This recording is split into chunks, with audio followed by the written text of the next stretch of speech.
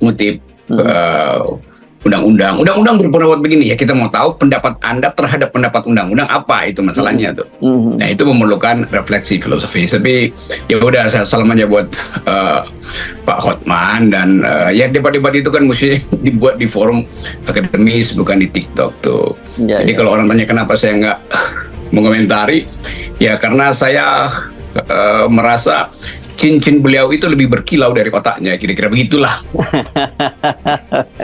Jadi kita gagal fokus ke cincin sebetulnya ketimbang argumennya. Jadi bercanda-bercanda antara ya buat melegakan lah netizen, karena dikompor itu soal netizen.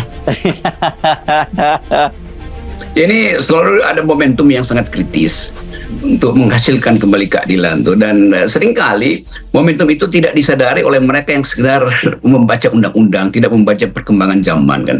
Jadi kalau kita dalilkan misalnya bagaimana misalnya konstitusi Rusia itu berubah-ubah mengikuti perkembangan atau tahapan sosialisme tuh.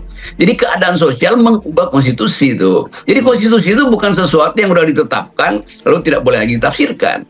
Perkembangan sosial justru membuat kita mampu untuk menafsirkan keadaan. Nah balik lagi pada kemampuan lawyer-lawyer yang memang cuma membaca undang-undang.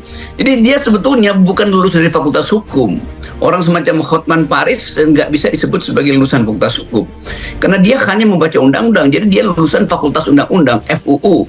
Kalau orang kasih satir sedikit, fakultas undang-undang bukan fakultas hukum. Ya namanya, jadi kalau disingkat FAK gitu.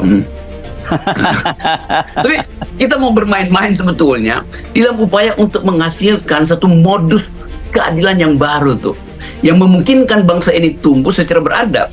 Kan itu dasarnya tuh. Bagaimana misalnya partai buruh di Inggris itu mengubah konstitusinya, mengubah undang-undang dasar partainya dari perjuangan kelas pergi pada perjuangan parlemen, karena ada desakan intelektual bahwa pertengkaran itu sebaiknya dibawa ke parlemen, jangan dibawa ke jalan dalam bentuk revolusi misalnya tuh.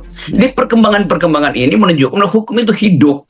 Jadi bukan sekedar sekali lagi ya undang-undang bilang begini, ya kalau undang-undang bilang begitu terus buat apa Anda berpendapat? Karena pendapat Anda tidak ada karena sekedar mengutip undang-undang.